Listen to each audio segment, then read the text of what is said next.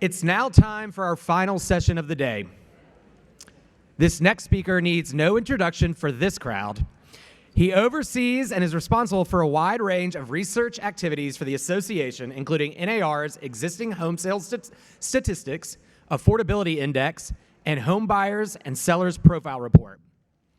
In addition, he regularly provides commentary on real estate market trends for its 1.5 million realtor members.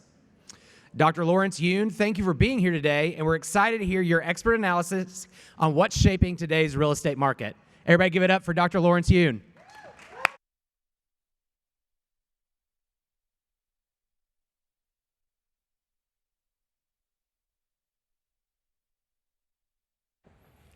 Okay, testing microphone. I think it is working. So thank you, President Jack Yon, for inviting me to this wonderful area, Middle Tennessee, Nashville. Somehow I come to Nashville, it seems like at least once a year. This is, I think, my second time visit this year in 2026. But every time I come, as you saw from the Chamber of Commerce, the picture that was shown, the skyline changes. I have not seen any other city in America that has changed this fast. And furthermore, I stayed at a wonderful hotel, but it was not in the downtown area, the country music. It was a little bit off right next to the Interstate 64 and Park. Great hotel. Naturally, it's part of the growing, you have to go through the edges. But the parking, overnight parking, I did not do it, but I just saw it, I flew in. Overnight parking, $65. So it has become a fast growing city and almost becoming as expensive as some of the so-called superstar cities of New York City, San Francisco, and other major cities. And keep growing because there are still construction cranes. Thank you for inviting me. I'm going to try to lay out what you can anticipate as real estate professionals. Back in February, mortgage rate touched down at 5.99%. 6 months ago, I've been predicting mortgage rate to average around 6% this year. So that was my forecast. And based on my analysis, statistical modeling, how many people would qualify for a mortgage, from that, how many people actually decide on it, I thought that we would have a very robust recovering year in housing in terms of home sales. Now, home prices continue to set new highs. Some market may be slight decline. I think Nashville was one of those markets where you may have seen slight decline in prices before recent run up in prices again. But 6% mortgage rate would be the magic number to really turn the housing market to start growing everything. Well, that 6% mortgage rate, or to be precise, 5.99% mortgage rate, when it touched down, I felt good, but it lasted, it seemed like just for one day. Oil price shock immediately happened, and the mortgage rate went up, 6.5, 6.6. I think today's mortgage rate average is around 6.6. You see, above even 6.5%. So that has trimmed back some of my anticipation about how strong the recovery would be. But I would not be surprised if somehow the recovery this year still winds up being quite robust in the second half of the year, because I think there's quite a sizable pent-up demand, even at 6.5% mortgage rate condition. Let me dial back all the way to the 1970s. 1970s, we had a dramatic oil price shock.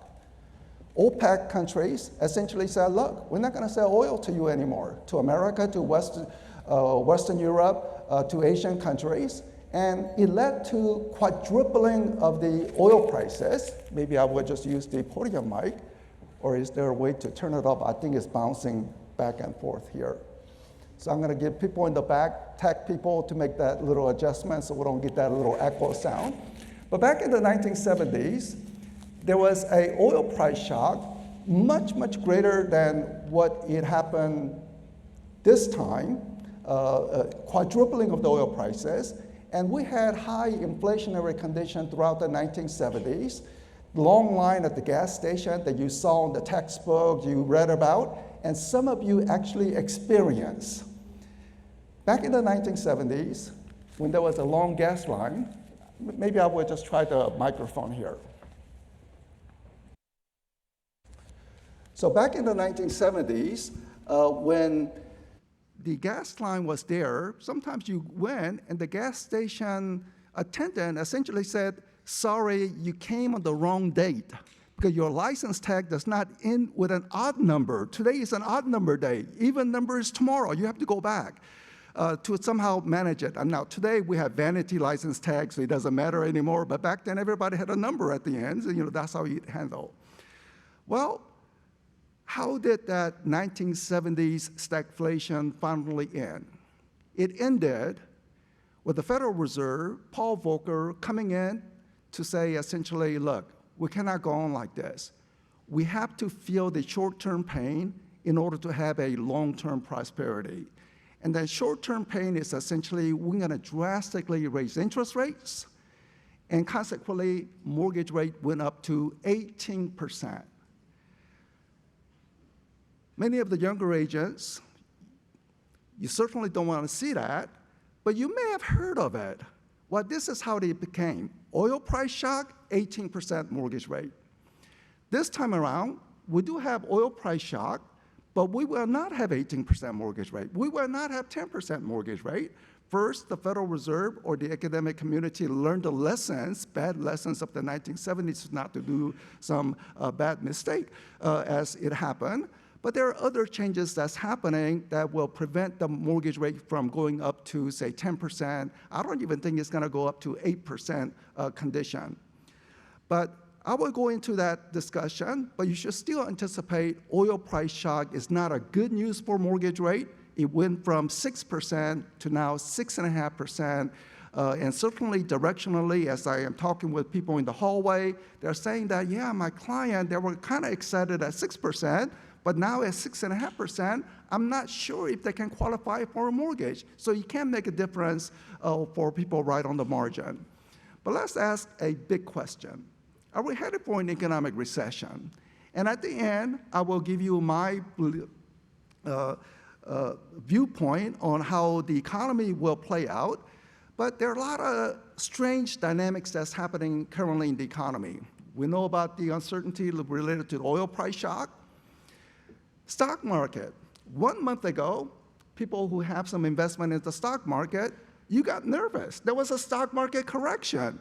But what do you know? Today, all-time high in the stock market condition. If the stock market is hitting all-time high, don't expect economic recession. Economic recession simply don't happen if the stock market is rolling along.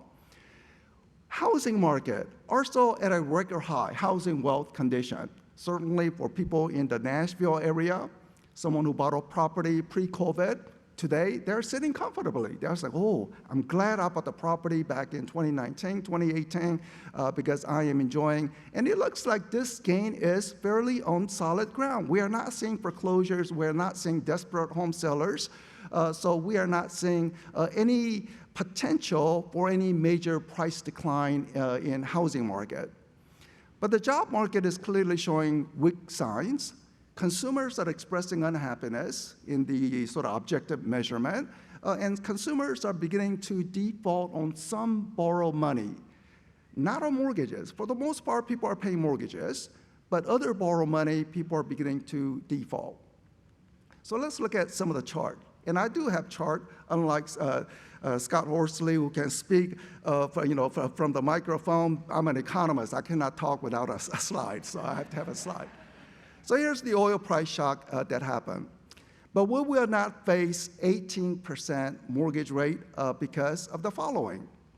We have record high oil production in America. In fact, we produce so much oil that we are actually exporting.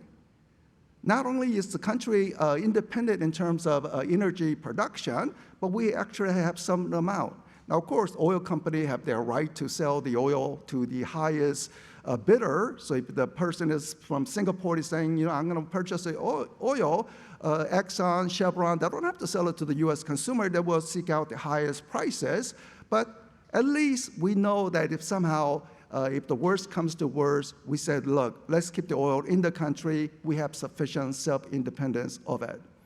Furthermore, we have great energy efficiency. Just think of the gas mileage. Much more mileage out of each gallon of gas, and you can say even some green technology renovation that has happened over the years, at least is reducing the consumption of energy. So a combination of record high production, less energy need, more efficient energy utilization assures that we are not going to face 18% mortgage rate, 10% mortgage rate, 8% mortgage rate, or nothing of a great negative economic shock as happened in the 1970s from the oil price shock. Stock market, all-time high. I did not update the data, so the last data point is actually 1 month ago when there was a slight stock market correction. So using last month's stock market correction as a reference point, again, today is our all-time high, but just using the stock market correction of last month, even accounting for last month, you are essentially saying, look, it is still way, way above there. And as Scott mentioned, this is not 500 companies, 500 largest companies that's driving up the market. In fact, it is only like 10 or 12, or some people say magnificent 7 companies, the tech-oriented, AI-generated, technology-exposed companies, essentially computer chip makers like NVIDIA. You have the usual tech titans, Google, Amazon, Microsoft, Facebook. So it is really the 7 or 10 companies. 490 other companies, they're either doing okay, or some may not be even making profits. But certainly they're not spectacular. It is the 10 or so companies doing spectacularly that's bringing up this. I mentioned about NVIDIA because they're the computer chip maker of the artificial intelligence technology. The CEO, top person, he's in China with President Trump today. He was born in Taiwan. There's a lot of conflict, Taiwan, China.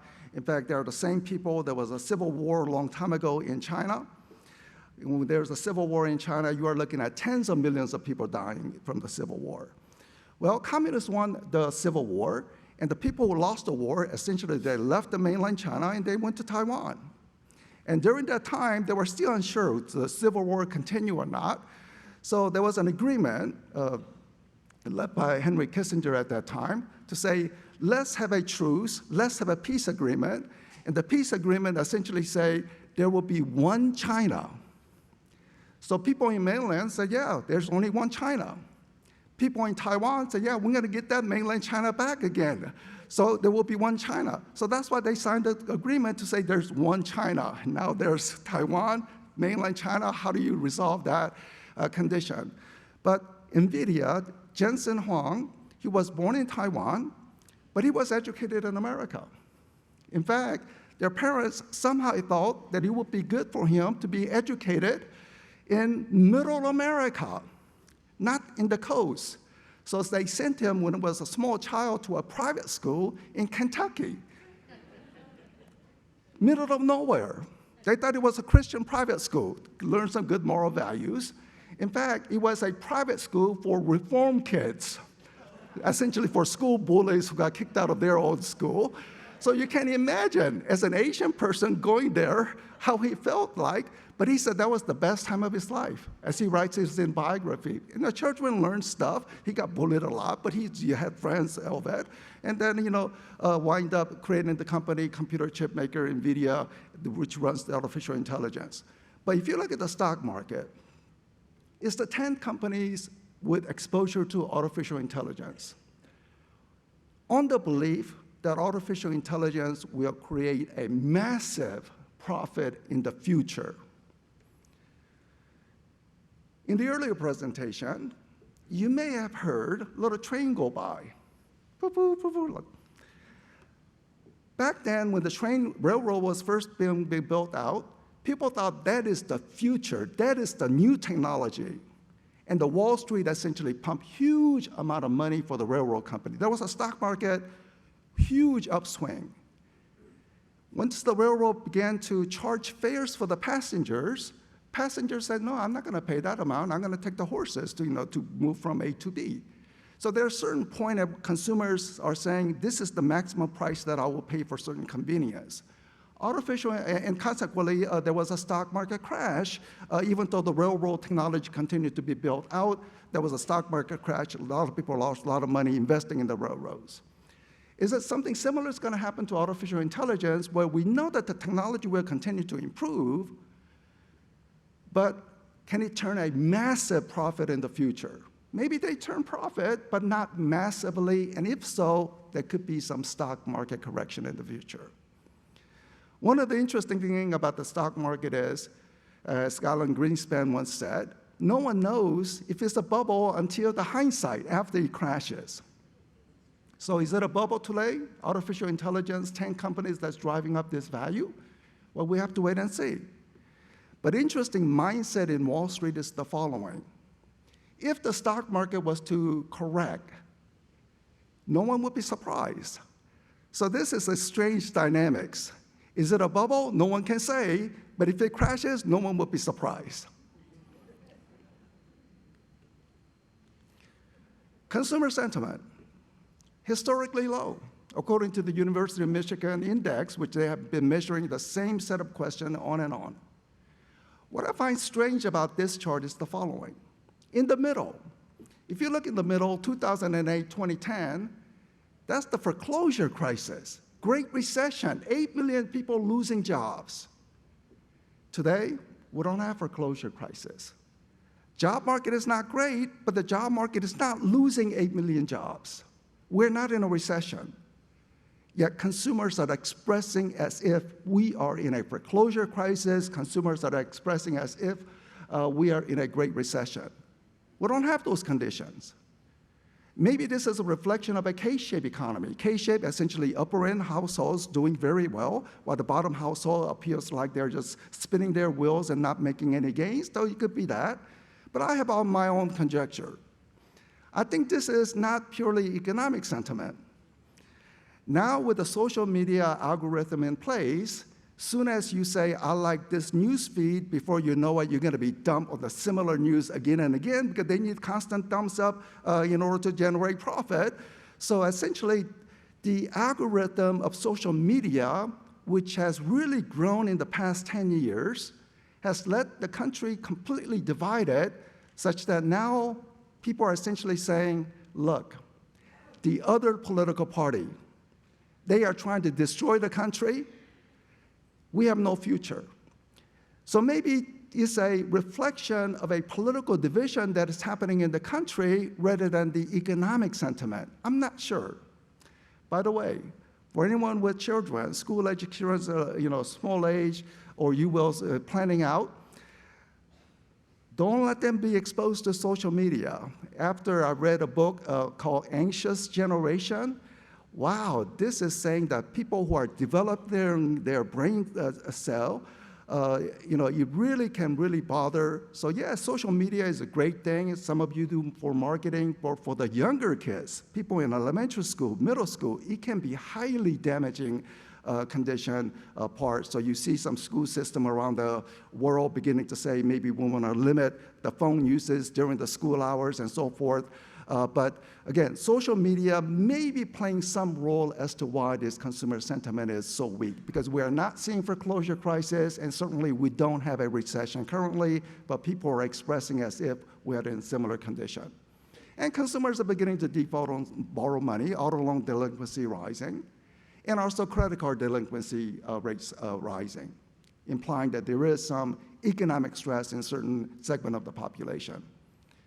Now here's a scary chart. Student debt default rate.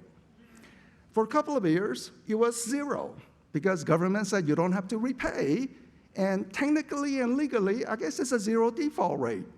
Now they have to repay, they don't have the money, they're throwing in the white towel to say, look, I cannot do it. When we look at the first-time buyers, some sentiment regarding first-time buyer that we specifically, NAR specifically ask about consumers are saying, look, I don't want to carry 2 large debt, mortgage debt and a student debt. So I need to pay off my student debt before taking on the mortgage, and maybe that's why we are seeing some delay age point as to why people are becoming first-time buyers. Here in Tennessee, you have community colleges, which is essentially free, so you don't have to take on student debt. So maybe in some people, you don't have to go to four-year colleges. Maybe they're not inclined to textbook. Maybe they can work with their hands, fix trucks, do some welding, other opportunity, because there are help-wanted signs in many of the sort of trade skills currently in the economy. But student debt definitely hindering some of the first-time buyer activity. So to prevent some economic distress that has been developing, the Federal Reserve cut interest rate last year 3 times. Generally, if there's economic distress, the Federal Reserve will be inclined to cut interest rate.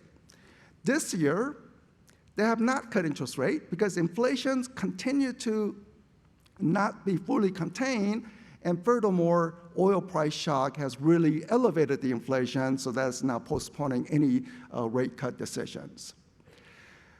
But I still put the blue arrow downward in terms of the forecast. Now, it's just my opinion, and I could be wrong. Maybe the oil price shock disappears very soon. Maybe there is total capitulation in Iran because the Iranian economy is completely wrecked. They're not making any money. They're not able to sell oil. The economy is sinking. Or maybe there will be a democratic revolution in Iran, or maybe some type of negotiation between White House and Iran to get the oil tankers out. So if the oil prices can retreat back down, maybe the inflation condition will be much better. But we also have another news. There's a new Fed chair, new chairman at the Federal Reserve, Kevin Walsh, who got Senate confirmed. And I do not know exactly what Kevin Walsh may have spoken with President Trump during the interview process. But it's very possible that Kevin Walsh may have stated to President Trump, I think there's a room to cut interest rates. And President Trump immediately got excited and said, you got the job.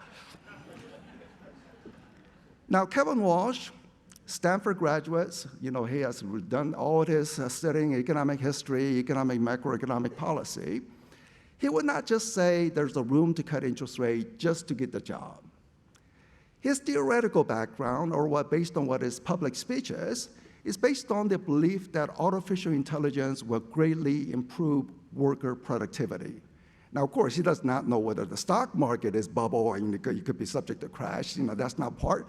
But in terms of the worker productivity, artificial intelligence technology will continue to advance, and it will greatly improve worker productivity. And if the worker productivity advances, that will lower inflationary pressure in the future years. And the Federal Reserve should be ahead of the curve and not behind the curve. And to be ahead of the curve, if we know that worker productivity will advance, maybe we could cut interest rates. Maybe this is what he stated. But that was before the oil price shock. So oil price shock certainly has messed up some of the timing of when the interest rate cut could occur. But let's see if the oil price shock quickly dissipates or whether it lingers. But we all know that mortgage rate and the Fed policy is not a one-to-one relationship, as you can see on the chart. In fact, it was quite recently where on the day when the Federal Reserve actually cuts interest rate, which becomes a major news, Federal Reserve has cut interest rate. Then you look at the mortgage rate, it actually increased on the day the Federal Reserve cut interest rate. It is not a one-to-one relationship. But then you look at this graph, step back, take a deep breath, and say, even though it is not a one-to-one relationship, it kind of moved together. So if the blue line was to decline, then certainly the red line could also decline. Now the little circle on the red, that's the oil price shock. It went from 5.99% to 6.5%. So again, oil price shock, it dissipates. Maybe the mortgage rate can go back down to 6% very quickly. So even though the blue and the red is not a one-to-one relationship, they sort of kind of move together. So if the Fed is willing to loosen their policy, then maybe we will begin to see lower mortgage rate. Scott Horsley was absolutely correct in his assessment that Kevin Walsh would be more hawkish rather than dovish, means he's less inclined to cut interest rate. But again, his belief is that artificial intelligence technology improvement in worker productivity. So as soon as he begins to see some statistics on improving worker productivity, maybe he will try to convince other voting members of the Federal Reserve to say, look, we should be ahead of the curve rather than being behind the curve. Let me turn to the job market. So this graph shows how many people are receiving paycheck, steady paycheck, in fact, payroll. Many of you are on commission income, so I don't think you are included in the graph, but people who are, say, nurses, teachers, on payroll. It is at a record high today. The graph begins from pre-COVID, 2019. Then there's a COVID disruption, large job losses during the lockdown. Then as the economy reopened, more job. Today, we have a record high number of people receiving paycheck today. To the degree that American dream includes home ownership, we should have record high home sales, record high number of jobs, record high number of home sales. You look at the home sales statistics, no. We're not at a record. We're actually below pre-COVID in terms of home sales activity. So one way to view the job market is to say that this is potential housing demand if the conditions develop a little better. What are those conditions? We need more inventory, and certainly we need lower mortgage rates. So if we can get lower mortgage rate along with more inventory, maybe we begin to see some recovery in home sales because potential housing demand is super large. Total number of paychecks. Let me put the same graph slightly differently. It's the same data, but I'm doing a little differently. Rather than total employment, most economists would look at this graph, which is change in jobs. Not the total employment, but how many new jobs are we adding each month? And in March or in April, 115,000 more jobs, 2 consecutive months of an increase. But if you look at what happened 2 months ago, it was negative. Before that, it was slightly positive. Before that, slightly negative. So we've been essentially circling near zero, and certainly not the case at the earlier part of the graph where it was consistently large positive number. So this is showing the weakness in the job. We still have record high because whatever number we add to it is adding to the whatever figure, so we are still at a record high, but job market is clearly soft in terms of how many new jobs we are adding. At a time, month of May, we have all these fresh college graduates hitting the labor force, maybe some high school students hitting the labor force, yet we are not adding job in sufficient numbers. But one of the reasons as to why the job market is weak is very unique during this economic cycle. One is this: federal government has slashed away.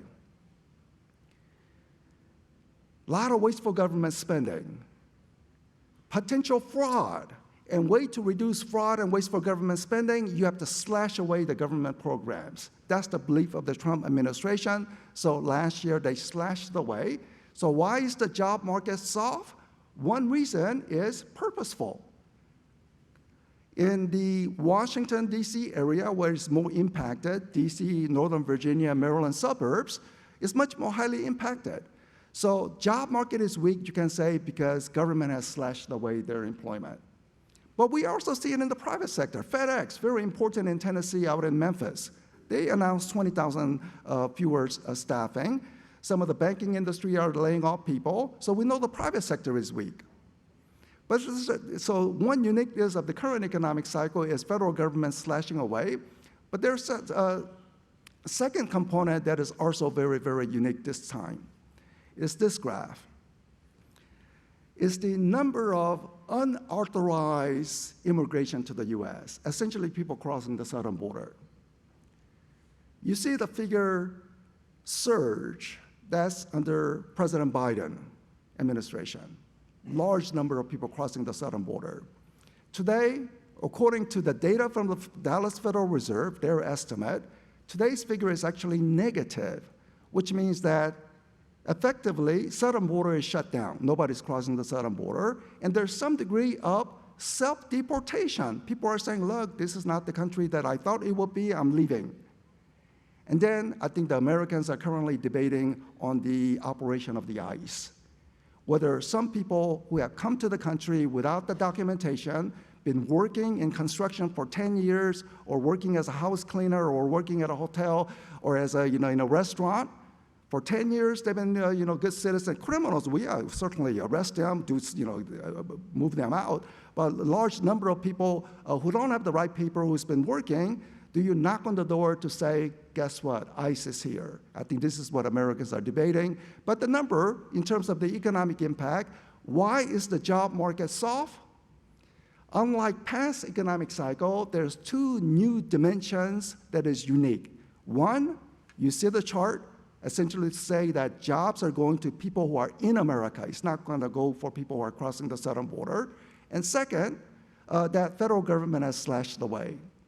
And that is why, I mean, construction job is still rising, but one wonder whether or not Americans can go into the construction job, because roughly they said about a quarter don't have proper documentation, or whether or not construction activity will begin to stall a bit because of the worker shortage. Community colleges in America, at least here in Tennessee, is free. So maybe people want to go into the construction and get some construction training, because it looks like a construction job is still happening. But are the Americans go to the community college, get that training, and go into the construction industry? Or if that doesn't happen, are we going to face worker shortage? Healthcare sector also seeing huge gains in the jobs. So overall job number are not very robust, again, for two unique reasons: federal government slashing away and the southern border effectively shut down. Unemployment rate still remains tight. You look at the economic textbook, in a free society, what is a low unemployment rate? It would say 5%, 6%. You will never have zero in a free society where you have right to quit your job and look for a new one, or the employer have the right to fire incompetent workers. You will never have 0% unemployment. 5 or 6% would be good, and today we are at 4.3%, and here in Tennessee, even lower. So we're not creating jobs in a massive number, yet you still see help wanted signs. You walk the downtown Nashville, help wanted. Not only in the restaurant industry where you say, no, that's not for me, but say in construction, truck repair, and even go to the professional website like LinkedIn for accounting jobs and others. So we still have low unemployment rate despite the fact that the job numbers are really not coming around. But I think the big concern for President Trump related to oil price shock is this. The blue line is the wage growth, while the red line is consumer price inflation, what you pay at the gas station, what you pay at the grocery store. So as long as the blue line is above the red, people's standard of living is modestly improving. You are not happy at the grocery store, but at least you are saying your paycheck is a little bit better than before. So blue line above the red, people's standard of living modestly rising. But look what has happened, red line beginning to catch up, and maybe you will cross over, especially in a midterm election year. So who's gonna blink first? Iran, they're suffering greatly. President Trump does not like this chart. So who's gonna blink in terms of trying to get that oil out of the Persian Gulf, or how will media portray as to who won that negotiation battle? Because if this continues, it's certainly a not good news for the incumbent party currently in power, because now the red line is beginning to rise. And you are reminded of that every time you are trying to fill the gas tank. If we look at one-year job changes, about half of the country are losing job and the other half of the countries are gaining job. Tennessee, you are gaining job in the past year. I cannot see that small dot, and you cannot see it either, so let me just quickly run and come back. 0.3% more job in the state of Tennessee. So half of the country losing job, sort of orange color, reddish, they're losing job, while the bluish color, they're gaining job in Tennessee. Congratulations, you are still adding job here in the state. But for the housing demand, I like to look not at 1 year, but multiple years. After all, you need to show paycheck for multiple years to get a mortgage. So using a pre-COVID condition as a good reference point to compare, how has the job market changed? So green color states, they're high flyers. North Carolina, Texas, about 10% more job. Tennessee used to be in the green, but somehow they're in the dark blue, which is above national average. But if you look at the figure, it is 7.7% more job, which in theory should mean 7.7% more home sales, which you don't have. But potential home sales of 7.7% should be developing. So you see some variation, and very few states in the red, which is to say they have really not added any job over the past six years. Unemployment rate, very low. Tennessee, lower than the national average.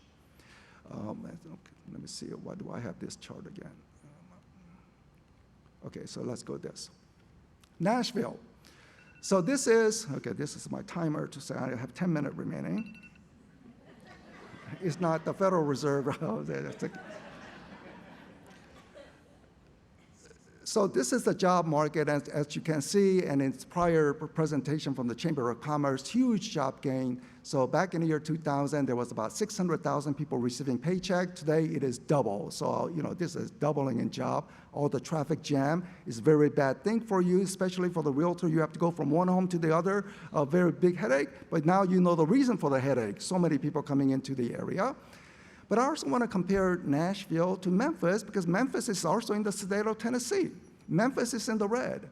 Memphis and Nashville were almost similar size in number of jobs, but look how it has changed. So does this mean that there's a good opportunity in Memphis for catch-up growth?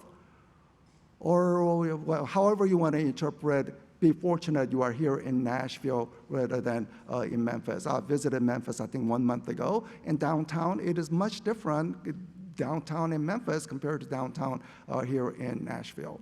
Let me go into the residential market. Ugly chart, home sales, your business activity. Historically low. First set of red bar is the foreclosure crisis activity. Second set of red bar is past 3 years, historically low home sales. Remember, you have record number of jobs, especially in Tennessee, especially in Nashville, yet home sales have really not recovered conditions, and monthly data is not showing any recovery as of yet.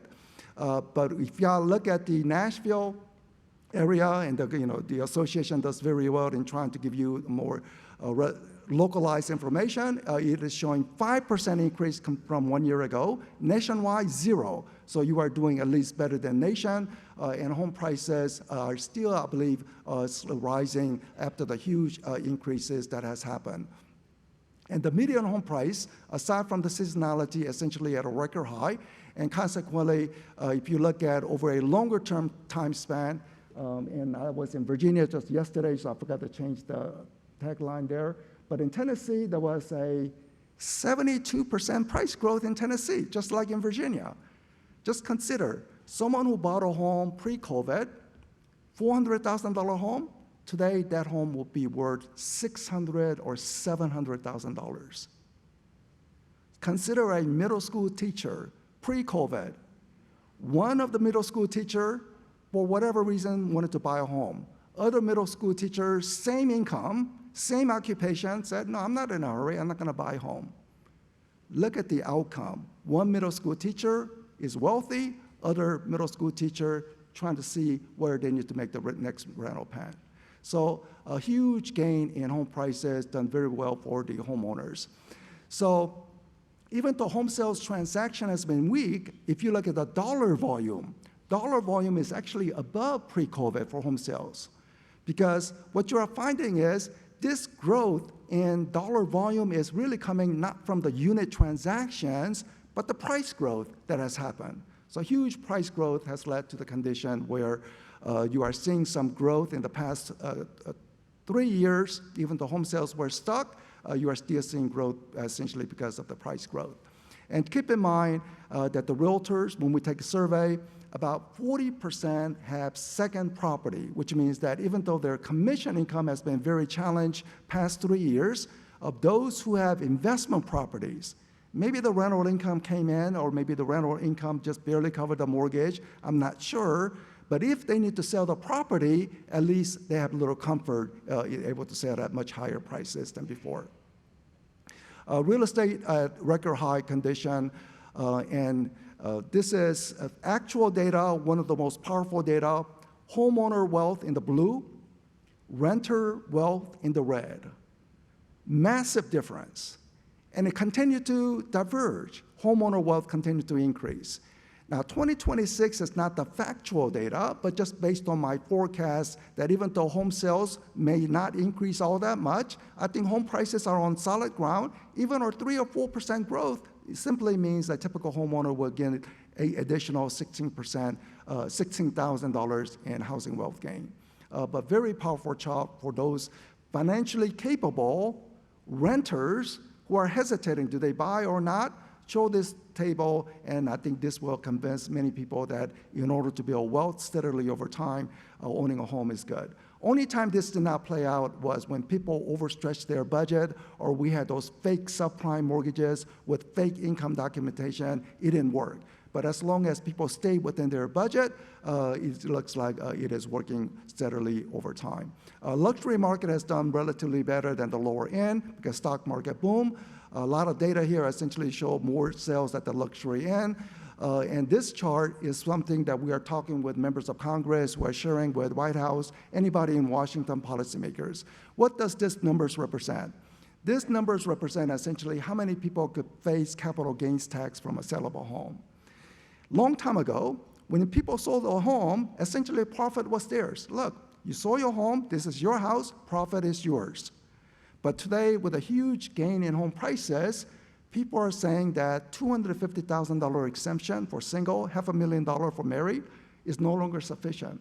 Just consider all those $1 million property out in Williamson County. Many people would be hit with a capital gains tax. And what does that mean? They don't want to sell their home. They don't want to pay any good, so federal government is not collecting the money, and people are just stuck at home. It's a new lock-in effect. People think about lock-in effect as low interest rate, but capital gains is also causing lock-in effect. So number one issue that NAR will be pushing in Washington, and President Jack will be coming in Washington in a couple of weeks along with other 8,000 realtors. Tennessee president is also here. He'll be joining us as well. And we'll be essentially sharing this chart to say, look, we need to raise the capital gains exemption amount so we don't have that lock-in effect. We have more inventory on the market, get more home sales. More home sales means boost to the economy, job creation. So we will be making this argument condition. Number one, our advocacy position. So, but let me, foreclosure rate, all this chart will be easily available to you for your own perusal, but the foreclosure mortgage default rate at historically low, again, to imply home prices are on solid ground. It is not a bubble. I know in the social media, some people are saying, don't buy home this year, wait for 30% price crash. It's not gonna happen. Show this chart, simply will not happen. So my final chart is this. Last year's data is the first column. The second column is forecast. And take forecast with a grain of salt. Everybody has their opinion, everybody has their statistical model, and people will get it wrong. But I'm trying to use my best logic available, and I still believe that we're going to have increase in home sales because I think there's sizable pent-up demand that is ready to be released into the marketplace. Home price growth, I think some minimal gain, nothing spectacular, but the mortgage rate I have revised down. Rather than 6% mortgage average, I'm calling for about 6.5% mortgage average this year because of the oil price shock. That's what we are. And based on that, I have trimmed down my home sales forecast from rather than 14% to only 4%. I mean, these are precise figures from statistical modeling. Real world never fits that.